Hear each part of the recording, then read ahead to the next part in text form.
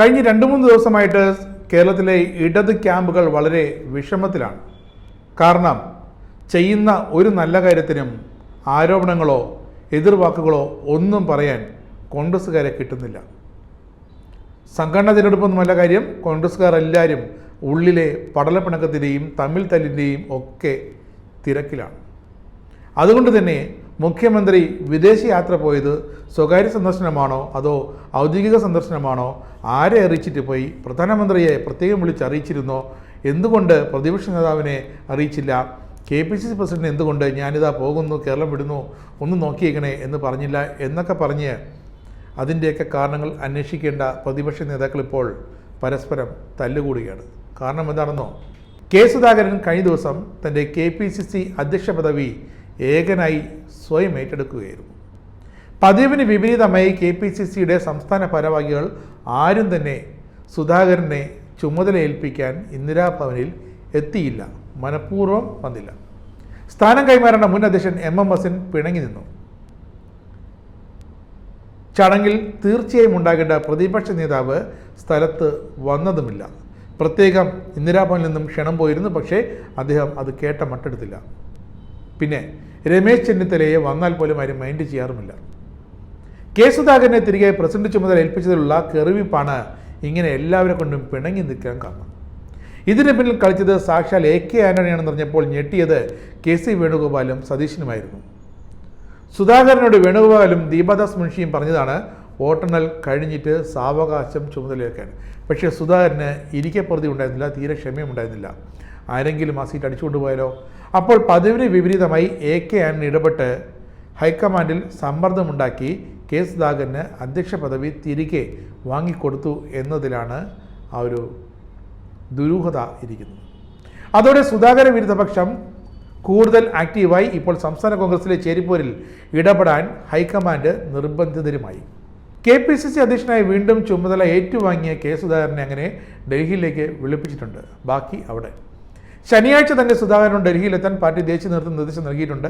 അങ്ങനത്തെ വാർത്തകൾ ഇപ്പോൾ പുറത്തു വരുന്നുണ്ട്. പക്ഷേ സുധാകരൻ തൽക്കാലം ഡൽഹിക്ക് പോകുന്നില്ല എന്ന നിലപാടിലാണ്. എല്ലാ ഗ്രൂപ്പിൽപ്പെട്ട നേതാക്കളോടും വോട്ടെണ്ണൽ വരെ ഒന്നടങ്ങാനാണ് ഹൈക്കമാൻഡിൻ്റെ നിർദ്ദേശം. ഹൈക്കമാൻഡ് എന്ന് പറഞ്ഞാൽ ആരാണെന്ന് മനസ്സിലായല്ലോ അല്ലേ? സാക്ഷാൽ ദീപാദാസ് മുൻഷിയും പിന്നെ KC വേണുഗോപാലും. അതിനപ്പുറമുള്ള ഹൈക്കമാൻഡ് നേതാക്കൾ എല്ലാവരും ഉത്തരേന്ത്യയിലെ രാഹുൽ ഗാന്ധിയുടെ അടക്കം തെരഞ്ഞെടുപ്പ് ചുമതലയുമായി തിരക്കിലാണ്. കഴിഞ്ഞ ദിവസം കെ സുധാകരൻ KC വേണുഗോപാലിനെയും ഒന്ന് കുത്തി സംസാരിച്ചിരുന്നു. ഈ കോൺഗ്രസിലെ തമ്മിലടി മൊത്തത്തിൽ രൂക്ഷമായതോടെ കൺഫ്യൂഷനിലായത് അണികളാണ്.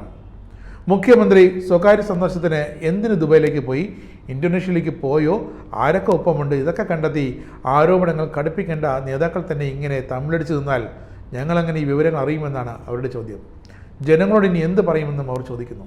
സുധാകരൻ ഉൾപ്പെടെയുള്ള നേതാക്കളോട് പാർട്ടിയിലെ ചേരിപ്പോരുമായി ബന്ധപ്പെട്ട പരസ്യ പ്രതികരണങ്ങൾ നടത്തരുതെന്നാണ് ഇപ്പോൾ കേന്ദ്ര നേതൃത്വം നിർദ്ദേശിച്ചിട്ടുള്ളത്. ശനിയാഴ്ച ഡൽഹിയിലെത്തിയാൽ ബാക്കി സംസാരിക്കാമെന്നും പറഞ്ഞിട്ടുണ്ട്.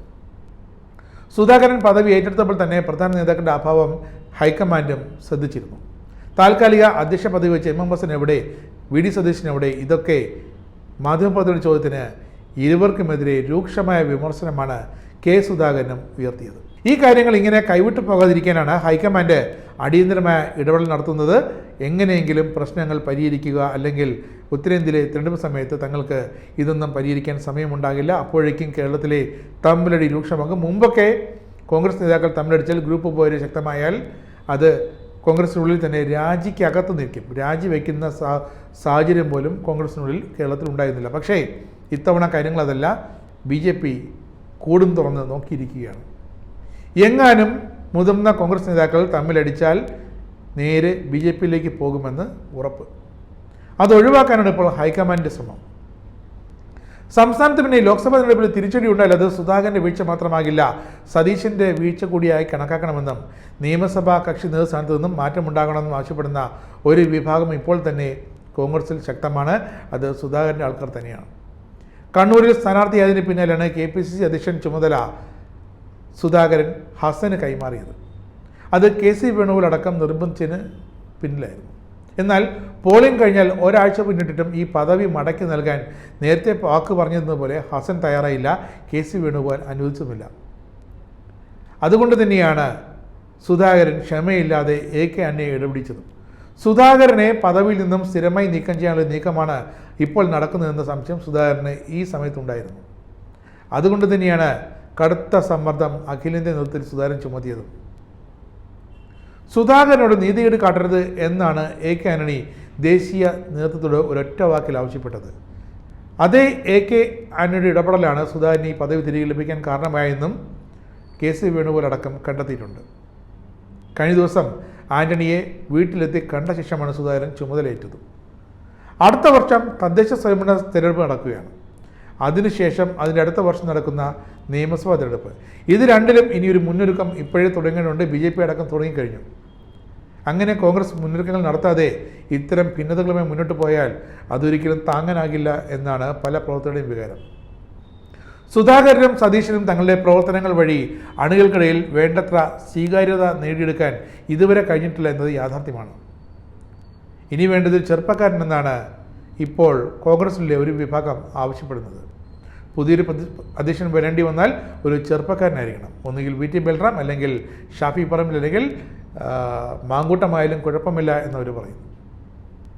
വിവിധ സാമുദായിക നേതൃത്വങ്ങൾക്ക്, പ്രത്യേകിച്ച് ക്രൈസ്തവ നേതൃത്വത്തിന് VD സതീശനോട് ഇപ്പോഴും കടുത്ത എതിർപ്പാണ്. പല മണ്ഡലങ്ങളിലും അത് വ്യക്തമായി പ്രകടിപ്പിക്കുകയും ചെയ്തു. അതുകൊണ്ട് തന്നെ ഹൈക്കമാൻഡിനെ വളരെ ആശങ്കപ്പെടുത്തുന്ന ഒരു വിഷയമാണ് KPCC അധ്യക്ഷ പദവി, പ്രതിപക്ഷ നേതാവിൻ്റെ പദവി. ഇതൊക്കെ ഒരു മാറ്റം കൊണ്ടുവരണമെങ്കിൽ എന്ത് സമവാക്യം എടുത്ത് പ്രയോഗിക്കുമെന്നതിൽ ഇതാണിപ്പോൾ ഹൈക്കമാൻഡിന് മുന്നിലെ ഏറ്റവും വലിയ ചോദ്യം.